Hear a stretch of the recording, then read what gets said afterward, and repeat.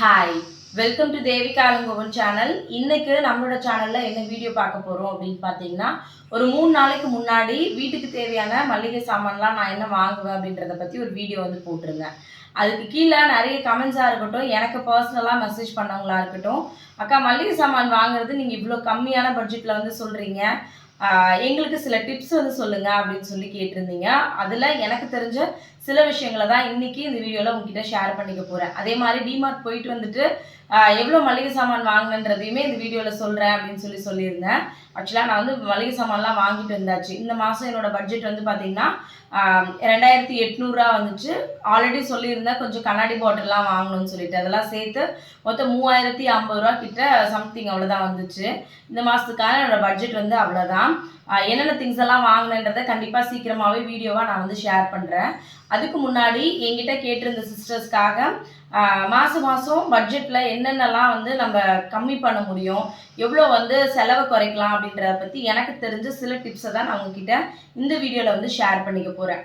எப்போவுமே சொல்கிறது மளிகை சாமான் மட்டும் இல்லை, நீங்கள் எந்த பொருள் வாங்க போகிறீங்க அப்படின்னாலும் ஃபர்ஸ்ட்லேயே வந்து பார்த்தீங்கன்னா ஒரு லிஸ்ட் ஒன்று வந்து போட்டு எடுத்துக்கோங்க. அதுவும் நான் எப்போவுமே நமக்கு 1ஆம் தேதி ஆச்சு அப்படின்னா கண்டிப்பாக சம்பளம் வரும், இல்லை 5ஆம் தேதிக்குள்ளே கண்டிப்பாக சம்பளம் வந்துடும். அப்போது எப்போ உங்களுக்கு சம்பளம் வருதோ, சம்பள காசு இருக்கும்போதே ஃபஸ்ட்டு ஒரு நோட்டில் பட்ஜெட் மாதிரி ஒன்று போட்டு வந்து எடுத்துக்கோங்க. இந்தந்த பொருள்லாம் வாங்க போகிறேன், இதெல்லாம் தேவை அப்படின்னு சொல்லிட்டு எப்போவுமே மளிகை சாமானுக்குன்னு ஒரு லிஸ்ட்டு போட்டு வந்து எடுத்துகிட்டு போங்க. அந்த மாதிரி எடுத்துகிட்டு போகும்போது கண்டிப்பாக நம்ம தேவையில்லாமல் எந்த பொருளையுமே வந்து காசு கொடுத்து வாங்க மாட்டோம். நம்ம லிஸ்ட்டே இல்லாமல் போகும்போது என்ன ஆகும் அப்படின்னா, நிறைய டைமில் சில பொருளை வாங்காமல் வந்துடுவோம், சில தேவையில்லாத பொருளை வந்து எக்ஸ்ட்ரா வந்து வாங்கிட்டு வருவோம்.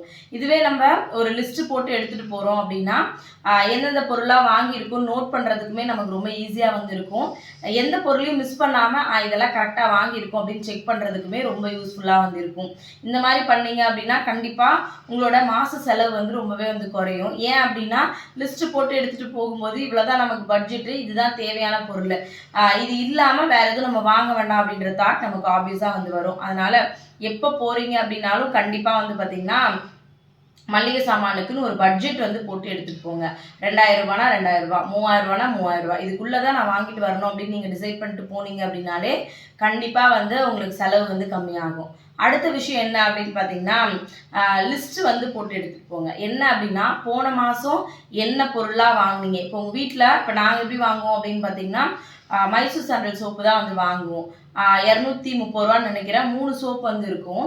அந்த 3 சோப்பில் இப்போ இந்த மாதம் நான் வாங்கியிருக்கேன் அப்படின்னா 3 சோப்பு இருக்கும். அடுத்த மாதம் வந்து பார்த்திங்கன்னா சோப் வந்து வாங்க மாட்டேன். அப்போ அந்த 200 வந்து எனக்கு மீதி ஆகும். அப்போது நான் வேறு ஏதாவது ஒரு பொருள் எனக்கு தேவையான பொருளை வந்து வாங்கிப்பேன். இதே நம்ம வந்து பார்த்திங்கன்னா லிஸ்ட்டு போட்டு எடுத்துகிட்டு போகாமல் போனோம்னா என்ன ஆகுனா, சோப்பு நார்மலாக வாங்குவோம்ல அந்த மாதிரி வாங்குவோன்னு ஒரு சோப்பு எக்ஸ்ட்ரா தான் வந்து எடுத்து போடுவோம்.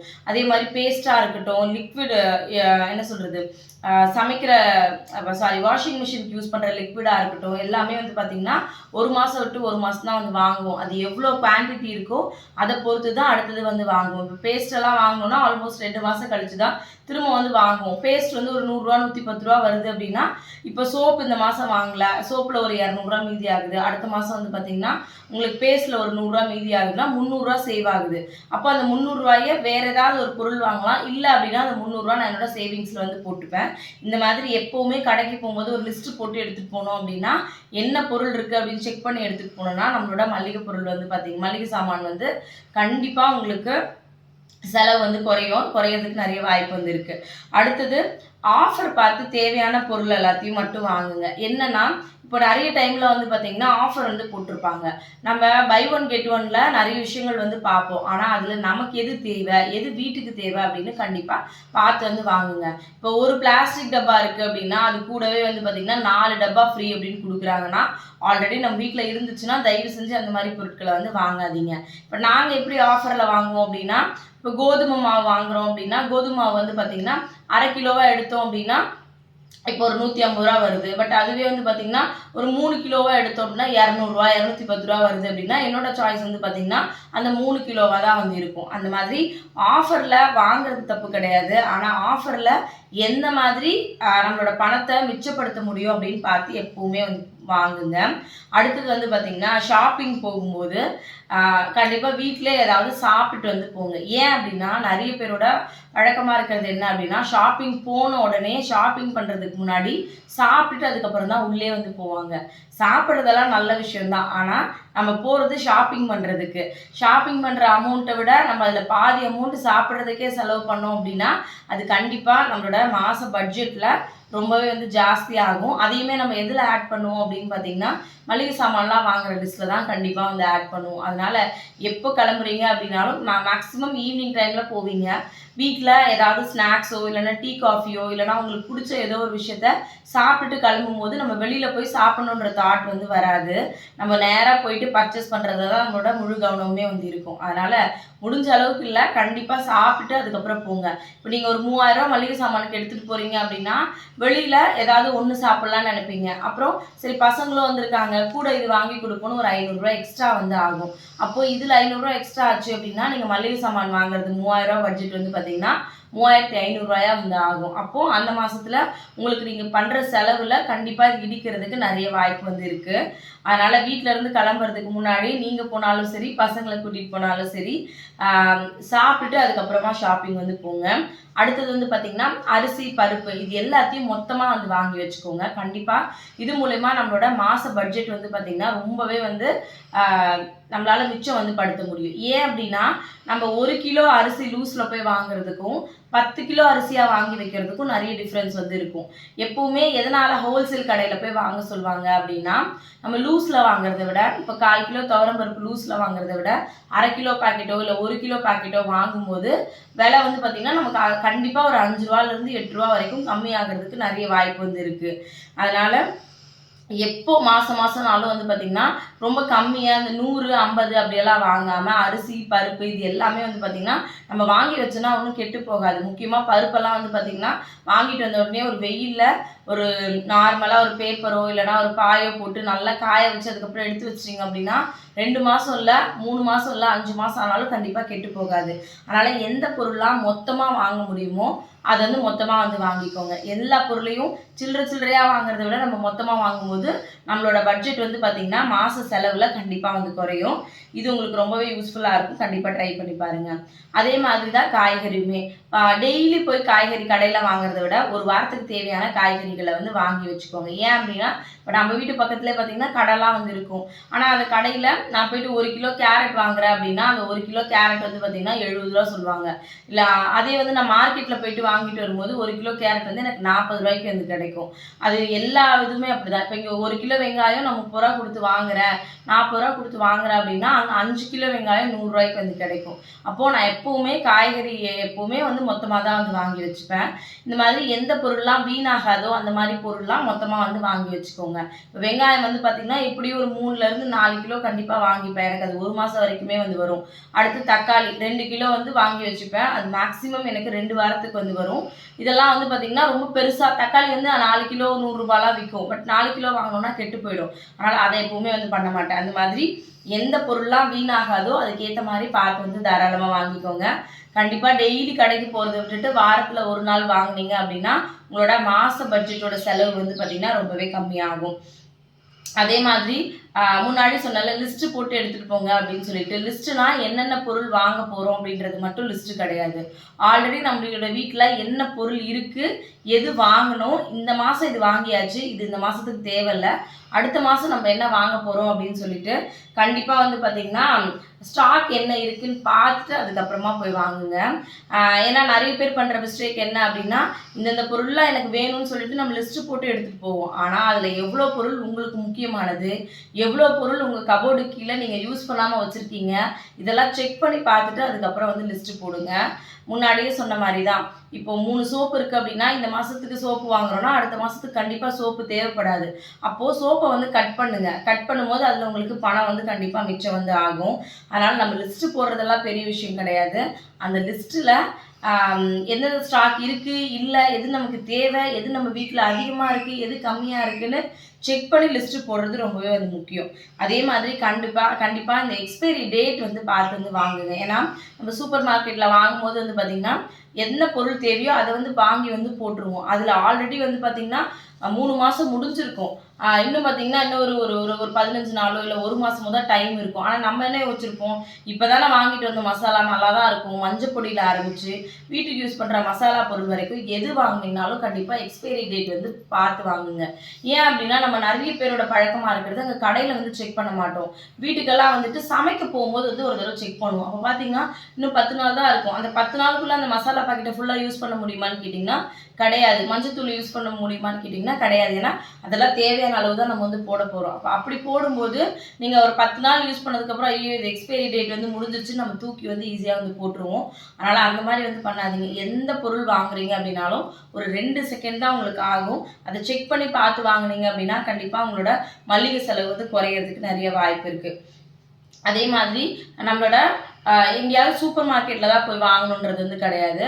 நம்ம வீட்டு பக்கத்தில் இருக்கிற நாடார் கடையில் ஆரம்பித்து இங்கேயும் சூப்பர் மார்க்கெட்லேயும் எவ்வளோ விலை வந்து கம்மியாக இருக்குது அப்படின்றத கண்டிப்பாக கம்பேர் பண்ணி வாங்குங்க.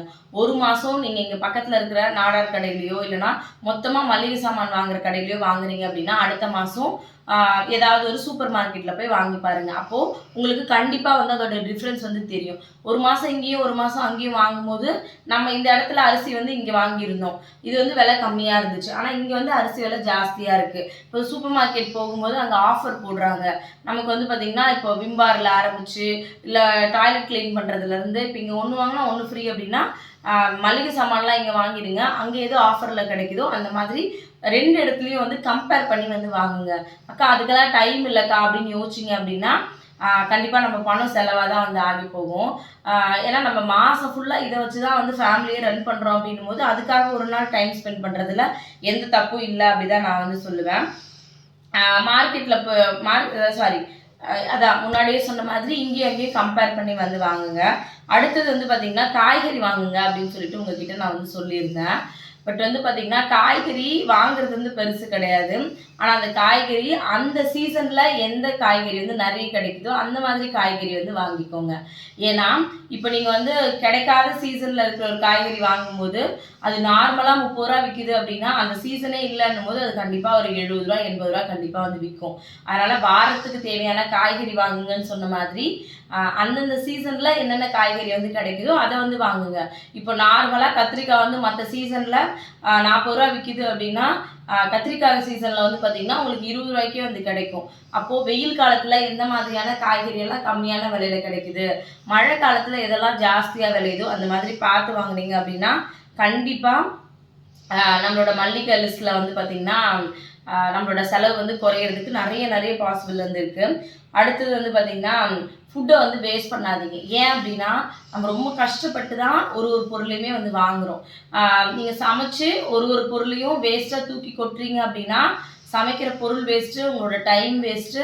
அப்போ மறுபடியும் அடுத்த மாதத்துக்கு நீங்கள் போய் மறுபடியும் ஃபஸ்ட்லேருந்து லிஸ்ட்டு போட்டு வாங்குற மாதிரி தான் இருக்கும். நம்ம பொருள் லிஸ்ட்டு போடுறதோ வாங்குறதோ இது எல்லாத்தையும் தாண்டி வாங்குகிற பொருளை யூஸ்ஃபுல்லாக வந்து செலவு வந்து பண்ணுங்கள்.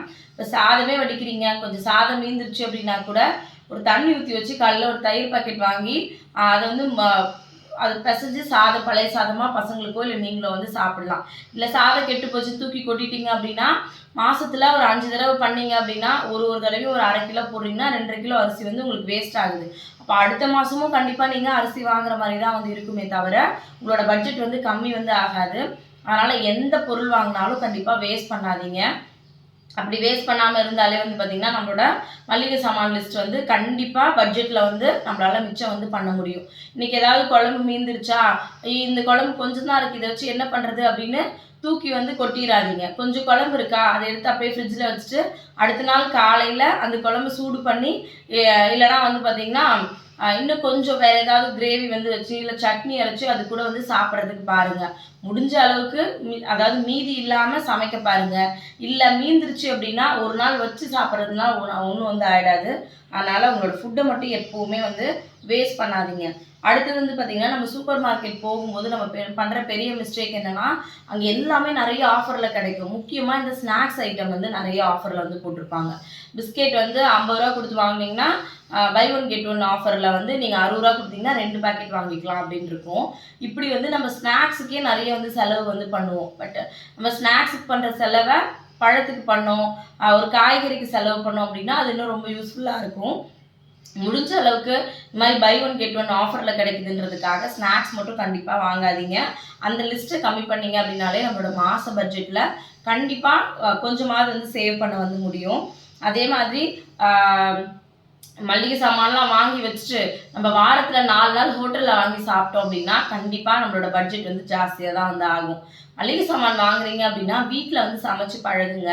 வெளியில் ஹோட்டலில் போயிட்டு சாப்பிட்றத விட வீட்டில் நம்ம பசங்களுக்கு செஞ்சு கொடுக்கும்போது அவங்களோட உடம்பே நல்லாயிருக்கும். ஏன்னா நம்ம ஒரு ஒரு விஷயத்தையும் பார்த்து பார்த்து செஞ்சு கொடுப்போம். இப்போ நீங்கள் 1/2 கிலோ வெளியில் போய் ஒரு கிரில் சிக்கன் வாங்கி சாப்பிட்றீங்க அப்படின்னா கிரில் சிக்கனுக்கு எப்படி எனக்கு தெரிஞ்சு ஒரு 300 350 ரூபா ஆகும். ஆனால் அந்த 300 ரூபாய்க்கு நீங்கள் சிக்கன் வாங்கிட்டு வந்து வீட்டில் பசங்களுக்கு அவங்களுக்கு பிடிச்ச மாதிரி செஞ்சு கொடுத்தீங்க அப்படின்னா 2 வேளை வந்து சாப்பிடலாம். அவங்க வீட்டில் பசங்க திருப்தியாக வந்து சாப்பிடுவாங்க.